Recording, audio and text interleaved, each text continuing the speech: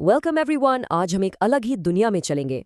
Imagine a place where the law isn't just trapped in heavy, boring textbooks, but is actually taught through stories. Picture a peaceful, rain-washed old village. चारों तरफ हरे-भरे खेत है. You can smell the sweet scent of wet earth. There are mud roads everywhere, and outside every home, a warm lantern is glowing. Right in the center of this village stands a massive, centuries-old banyan tree. This is our banyan court. But wait, in this quiet, magical place, our young learner is definitely not quiet. He is literally panicking, holding this gigantic Civil Procedure Code Bear Act. He's yelling, "Arey baap re, itna bada Bear Act. How on earth am I supposed to memorize all this for my exams?" And right at that moment of total panic, the village elder slowly steps in. His presence is just instantly calming. He hands the stressed-out student a warm kulhad of chai and shares a profound piece of wisdom. He tells him, "Beta, ghabrao mat. All disputes of the land are just threads in a larger tapestry. Every fight over land is just a small thread in a much bigger picture. Don't blindly memorize the law. Try to actually understand it. So let's step into this world together and decode the CPC's most complex topics today through these simple village stories. Let's dive in." We will start our journey right here with Section 9, which covers the village council's reach, or the true jurisdiction of our civil courts. Sitting under the grand banyan tree, our innocent young learner scratches his head and asks his first big question. He says, "Elder G, let's say the village gets into a massive fight over who gets to lead the harvest festival procession. Can the banyan court actually hear religious matters like that?" Just then, our practical, everyday farmer happens to be walking by. He hears this, laughs out loud, and says, "Arey babu, this right to office, this right to lead a procession, it is exactly like the path my buffalo takes to graze. If the fight is about a property or an office, the court is absolutely going to hear it."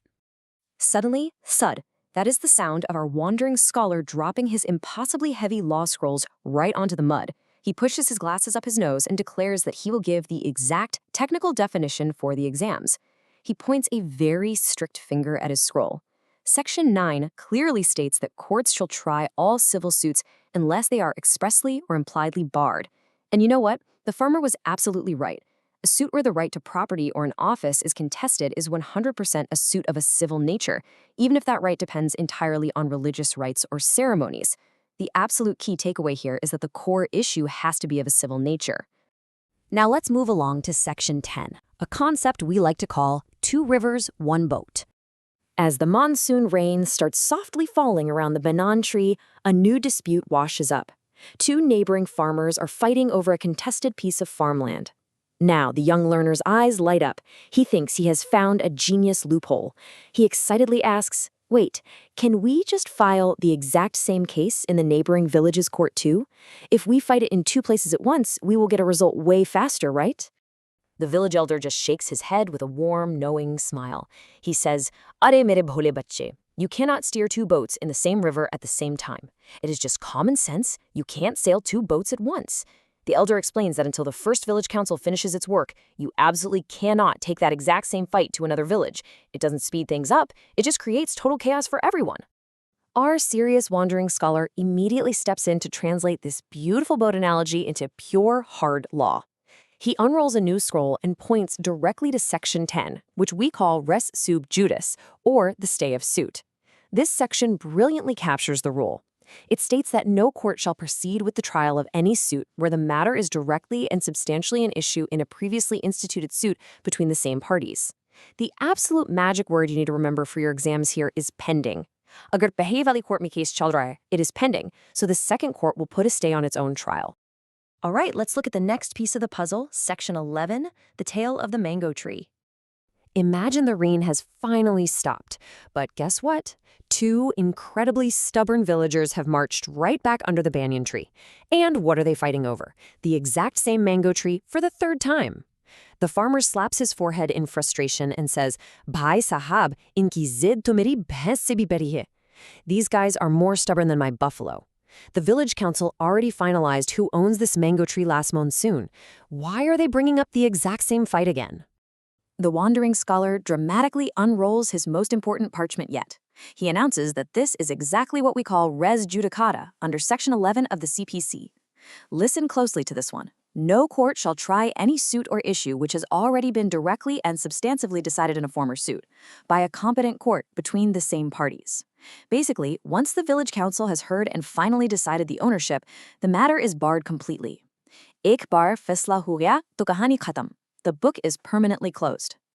Now, to make sure you never confuse the two concepts, the scholar draws a super simple comparison right there in the dirt for our learner. There is zero need to panic about these two sections. Just look at this breakdown. Section 10 means the case is currently pending in a former court, so a stay of suit is applied to the new case. Section 11, on the other hand, means the case was finally decided in a former court, meaning the new case is barred completely under res judicata. Pending equals stay. Decided equals barred. It really is that simple. Moving along through the village, we arrive at Section 2, subsection 12, which brings us to the story of the stolen harvest. The scene shifts to a lantern-lit field in the dead of night. We have a brand new conflict here. A villager has wrongfully taken over someone else's farmland. He literally stole the land and harvested all the wheat. Our practical farmer steps up to drop some purely agrarian logic. He says, "Dekobai, whoever wrongfully grabs the soil absolutely must return the harvest that the soil gave. You have to return the profits of the wheat." But if that thief dug a brand new well with his own sweat and hard work to improve the land, why on earth would he pay back the value of his own well? Right on cue, the scholar steps in to structure this farmer's practical wisdom into a flawless three-step legal checklist. Number 1, there has to be wrongful possession of the property. Number 2, you were liable to return the profits you actually received or the profits you might have received with ordinary diligence plus interest.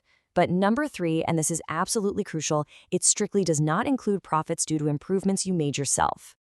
To lock this in with total technical accuracy, the scholar makes the young learner recite the exact Bare Act definition of Section 2, subsection 12. Mean profits of property are those profits which the person in wrongful possession actually received, together with interest, but excluding profits due to improvements made by that person. Just remember the thief's well. He stole the land, so he pays for the crops he took, but he never pays for the well he dug himself. And now, as our journey winds down, we reach the wisdom scrolls for our final, peaceful recap. The evening lanterns in the village are slowly dimming down. You can hear the gentle rustling of the banyan leaves in the night breeze. Our young learner isn't panicking anymore. He is finally calm. The wandering scholar pulls out a beautiful handwritten note and pins it right on the banyan tree. This is your ultimate cheat sheet. Section 9 tells us all civil nature suits belong to the court. Section 10 says if a case is pending, the new suit is stayed. Section 11 says if a case is already decided, a new suit is completely barred. And Section 2, subsection 12, teaches us that mezzanine profits include interest, but strictly exclude improvements made by the wrongful possessor. As we wrap up, the village elder places a warm, reassuring hand on the young learner's shoulder. He shares one last comforting thought. He says, "Kanun ek behti nadi hai beta." The law is a flowing river. It must flow with procedure. Don't be terrified of the law. Just try to understand its natural flow, just like the rhythm of this village. Hearing this, a huge, confident smile finally breaks out on the learner's face. He is totally ready. So my friends, I really hope this little journey to our Banyan Court made the CPC feel a little less intimidating. The law isn't just dry text, it's a fascinating story of human lives and human conflicts. Next time you open that Bare Act, close your eyes, take a deep breath, and picture this very village. What village dispute will you solve next under the banyan tree? Until next time, keep learning, keep flowing, and I'll see you in our next